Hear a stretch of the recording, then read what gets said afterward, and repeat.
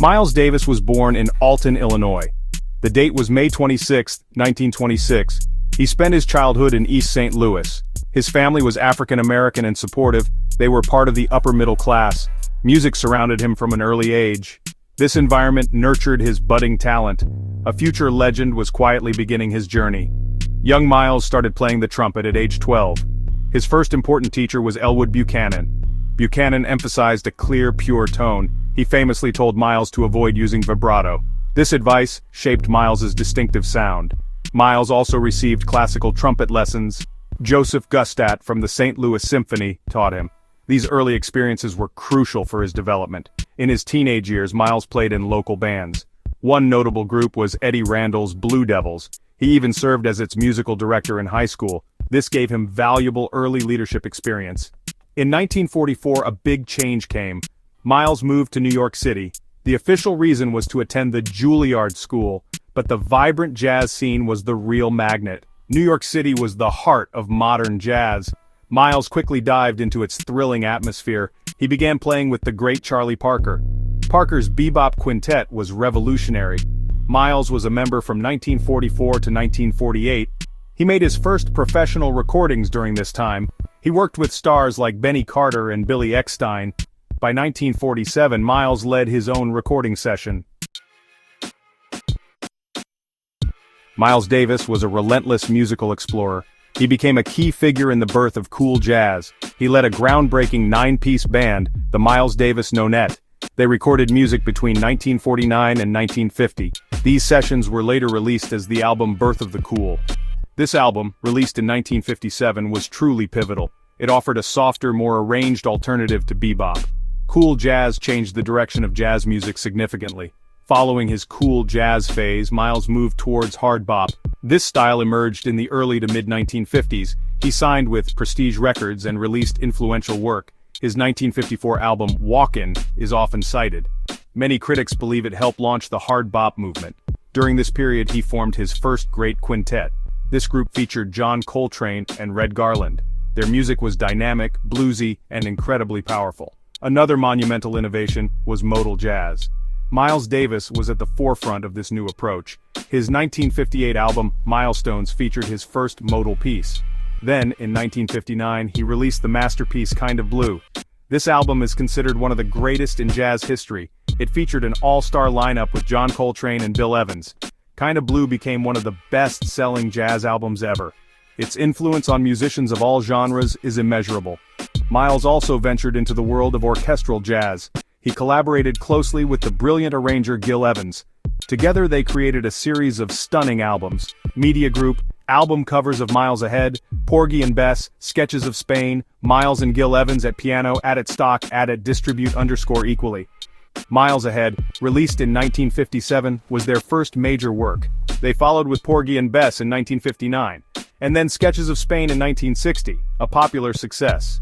These recordings showcased Miles's lyrical trumpet playing. They blended jazz improvisation with lush orchestral textures beautifully. The 1960s brought further evolution with his second great quintet. This ensemble, active from 1964 to 1968, was legendary. It featured Wayne Shorter on saxophone and Herbie Hancock on piano. Ron Carter played bass, and the young Tony Williams was on drums. This group pushed the boundaries of acoustic post-bop jazz. They recorded seminal albums like ESP in 1965. Also Miles Smiles in 1967, and Nefertiti in 1967. Their interplay and improvisational freedom were extraordinary. Miles Davis was never content to stay in one place musically. He soon made a dramatic shift towards electric music. This marked the beginning of his jazz fusion period. He began incorporating electric instruments and rock rhythms. The 1969 album, In a Silent Way, hinted at this new direction. Then, Bitches Brew, released in 1970, created a sensation. It was a dense, powerful brew of jazz, rock, and funk. This album won a Grammy and sold over 1 million copies. His electric explorations continued throughout the early 1970s. Albums like On the Corner in 1972 were even more radical. It featured strong funk grooves and multi-layered textures. Agartha in 1975 was a live album capturing his intense electric band. This music was controversial among some jazz purists. However, it profoundly influenced a new generation of musicians. His bands included talents like Chick Corea and John McLaughlin. They helped define the sound of jazz rock fusion. Throughout his career, Miles faced significant personal struggles. In the early 1950s, he battled a serious heroin addiction. He overcame this, but other challenges remained. Cocaine and alcohol use affected him at various times. He also dealt with numerous health problems. These included sickle cell anemia, diabetes, and hip issues. His personality was famously complex and often difficult. These struggles undoubtedly impacted his life and music. After a 5-year hiatus from music in the late 1970s, Miles returned. His comeback began in the early 1980s. He released the album The Man with the Horn in 1981. He continued to evolve, embracing contemporary sounds.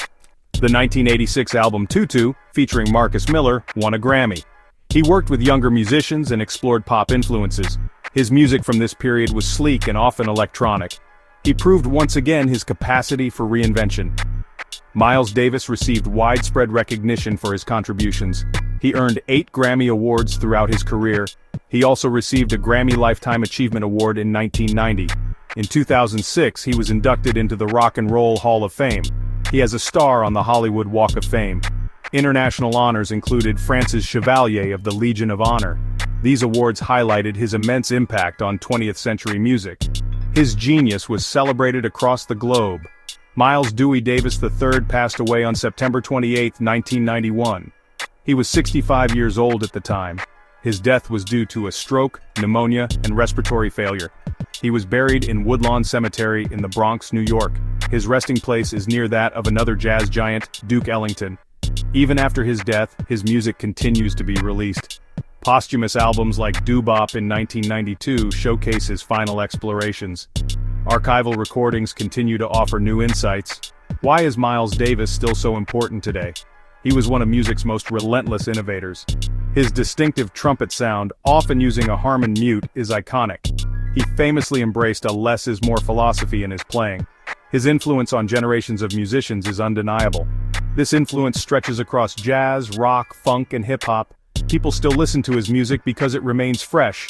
It continues to inspire and move audiences worldwide.